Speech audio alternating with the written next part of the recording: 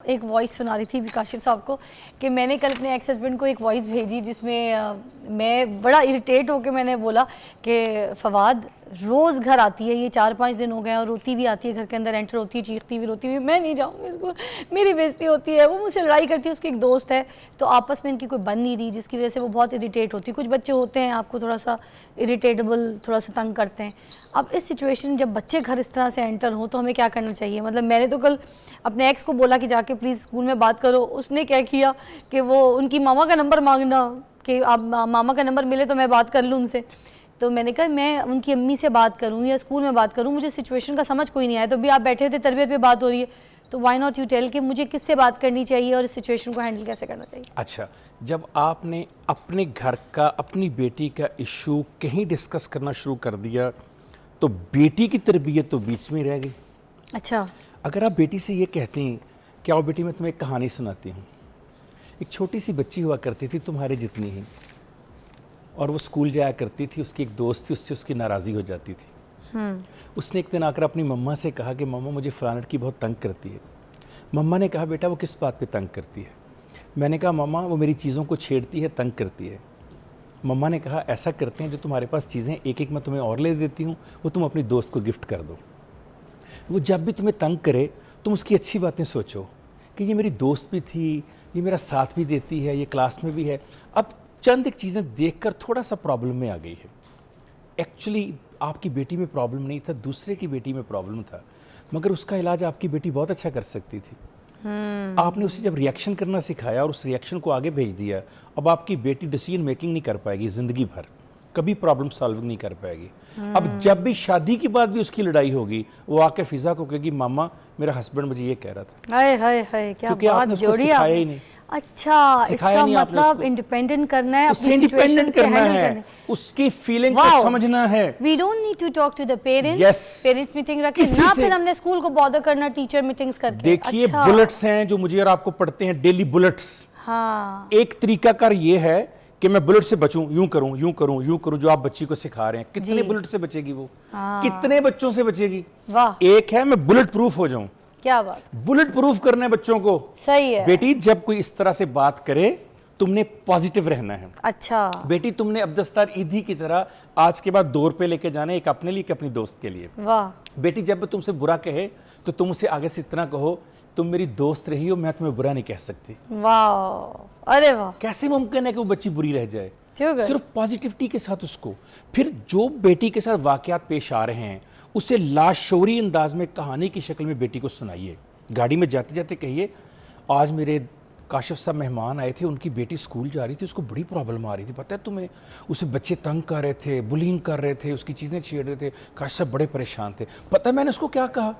अब वो बताइए जो अब मैं आपको बता रहा हूँ। अब आपकी बेटी सोचेगी ये तो मेरे साथ भी आ रहा है, अच्छा मम्मा ने ये बताया, वेरी गुड। उसने लर्न कर लिया आपसे। अच्छा। आपने बेटी को बताया भी नहीं कि तेरा इशू है। हाँ। आपने किसी का इशू लिया, सिर्फ कहानी उस तक पहुंचा दी। वाह। सोल्यूशन दीजिए।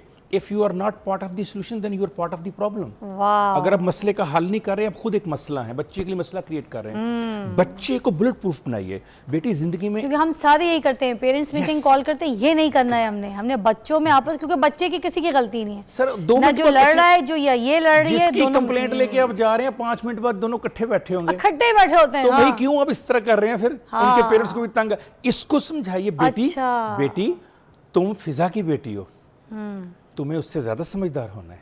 अच्छा, अपने अपने बेटी तुमने उसे लीड करना है। अरे वाह। वो तो फॉलोअर है, वो तो फॉलोअर है। आपको फॉलो करना है उन्होंने। बेटा अच्छा। आप तो इंजन का वो डिब्बा हो जो सारे डिब्बों को खींचता है, तुम तो इंजन हो। ऐसे ये तो डिब्बे हैं। हाय हाय, इन डिब्बों में अगर शोर ज्यादा है बेटी, आपने उनको मंजिल पर पहुंचाना है। अरे बेटी आप ज्यादा समझदार हो। बेटी आपको लोग दुनिया जानती है। बेटी आपकी मम्मा को दुनिया जानती है। बेटी जब आप मसले हल करेंगी लोग कहेंगे यार देखो ना फिजा ने कितनी तरबियत की। बेटी तुमने तो मुझे समझाना है अगर मैं कहीं प्रॉब्लम में हूँ। वाह। तो मुझे एक और पॉइंट ऐड करेंगे, हम अपने बच्चों को समटाइम्स किसी जगह पे ऐसी सिचुएशन में डाल देते हैं जहाँ पर वो लोग जो खड़े होते हैं वो खुद भी घबरा जाते हैं कि उन्होंने अपने बच्चों को किस लिहाज से, किस लहजे से और एकदम से स्नप कर दिया। बच्चे बड़ा कॉन्फिडेंस लूज़ कर जाते हैं, मैंने देखा है सिचुएशंस में। तो आप ऐसी सिचुएशन को कैसे हैंडल करना सिखाएंगे देखने वालों को? बहुत अच्छी बात आपने की। कुछ ऐसा भी होता है, और इसके साथ ही ऐड कर लीजिए, मेहमान बैठे होते हैं, बच्चों को बुलाकर कहते हैं इधर आओ अंकल को पोइम सुनाओ। इधर आओ, अंकल को वो सुनाओ। और बच्चा बेचारा ऐसे कर रहा था यूं करके। पहली बात तो ये है कि प्लीज़ उस वक़्त अवॉइड कीजिए किसी तरह का रिएक्शन करने में।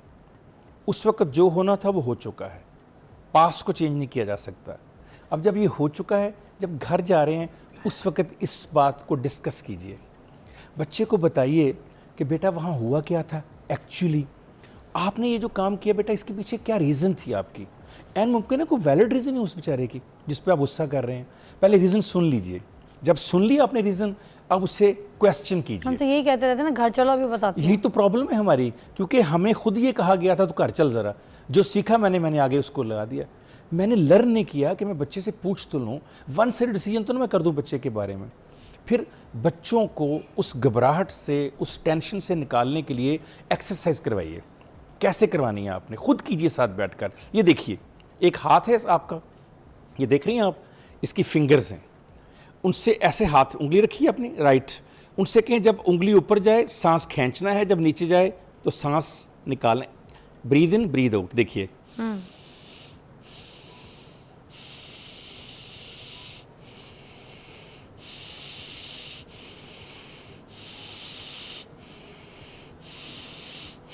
वाह। अच्छा, नाक से खींचना, नाक से निकालना। फिर उसे कहिए बेटा अब राइट हैंड से करो।